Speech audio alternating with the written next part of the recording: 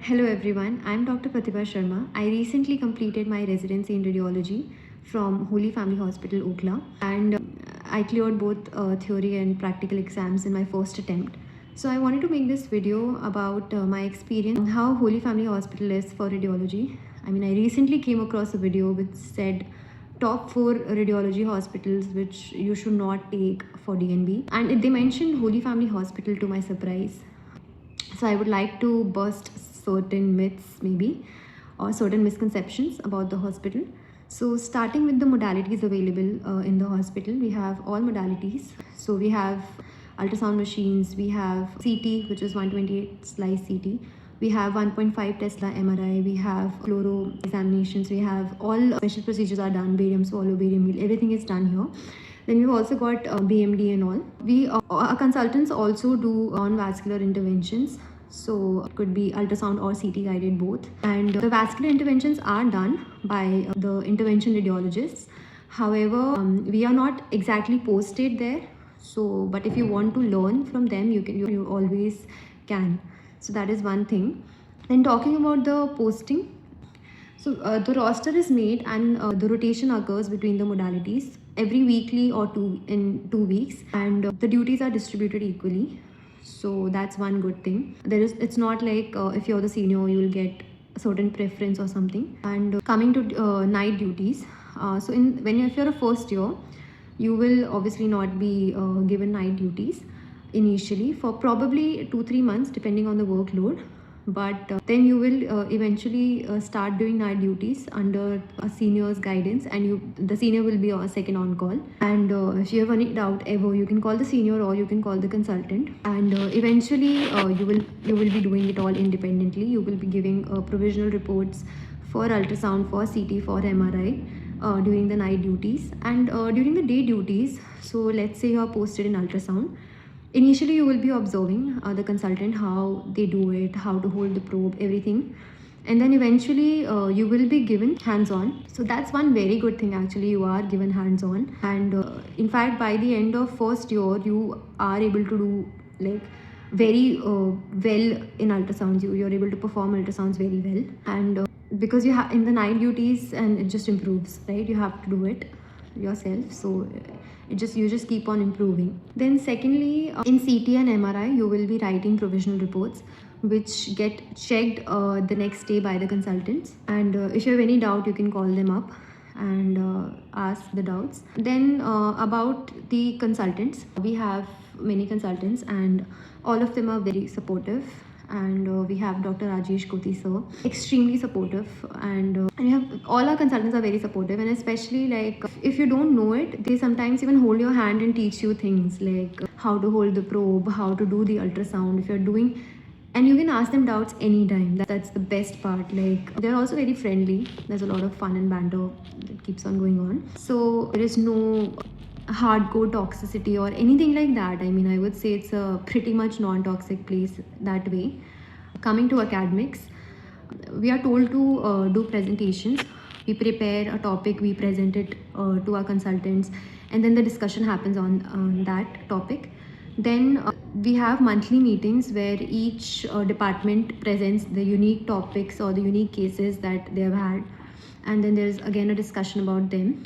So apart from that, clinical radiological meets have also started, and then we have DNB classes every Thursday. So you will get time to see those classes and learn from them. And about the hostel, the hostel is very good. There is double occupancy in the first 2 years, and then you get single rooms by the end of second year. And the hostels are very well kept.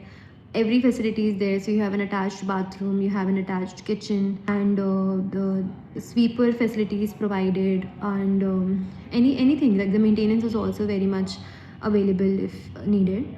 Then talking about leaves, so you get around 30 leaves a month, and leaves are granted quite easily. It's not like you have to beg the consultant for it. If it's genuine, if it's needed, they will grant you the leaves. So that is also again not an issue. And you have to do portable duties, so you will be posted. Again, every single duty is divided equally among everybody. So whether you're a third year, you're a second year, or a first year, it's going to be all equal. That's the best part, I feel. The duty hours are 8:30 to 5, but again, after 5 p.m. you can go, but mostly if you're with a consultant, it can extend up to 6 and all. After that time, you will not be called unless you're on night duty. So you're actually very much free to study whatever you want.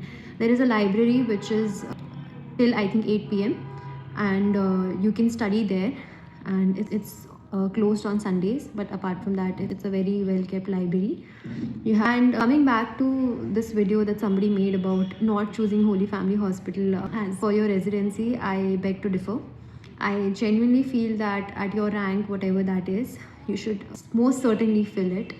We have some of the best consultants here and they are very friendly. Since there is no dedicated vascular intervention that we get exposed to, okay, that could be one con, I would say. But apart from that, like, see, in most of the DNB places, you will not be getting obstetrics hands on, right? So here you do get to learn them from the consultants under their guidance, and then they will check whether you have done it right or not. So every case that you do in ultrasound is checked by the consultant. So you don't have to worry that way. And lastly, genuinely mean it when I say this. When I was giving my theory and my practical both, I realized that what helped me the most was whatever that I've learned during the residency. And I can vouch for it that I've been able to clear it because of everything that I've learned during the residency. We also used to teach each other. We used to have, sometimes we used to do that. We would pick up a topic and teach it to one another. And those classes also helped us actually in the exam, because you, no matter how much you read theory, you're not going to remember, trust me. So the best way out is you try to learn the case as you see it. So whatever case you have seen today, just go home and read about it. I'm not saying that I have been able to do it, but I would always try to.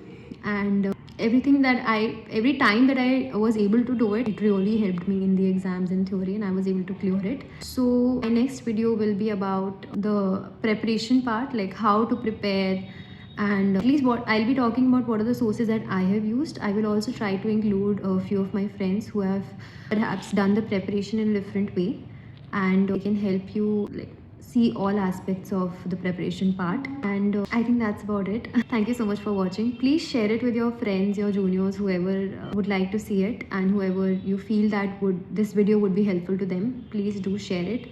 I think it saves a lot of time for me as well to answer each and every candidate about how the hospital is and everything. If you still have any query, you can put it in the comment section.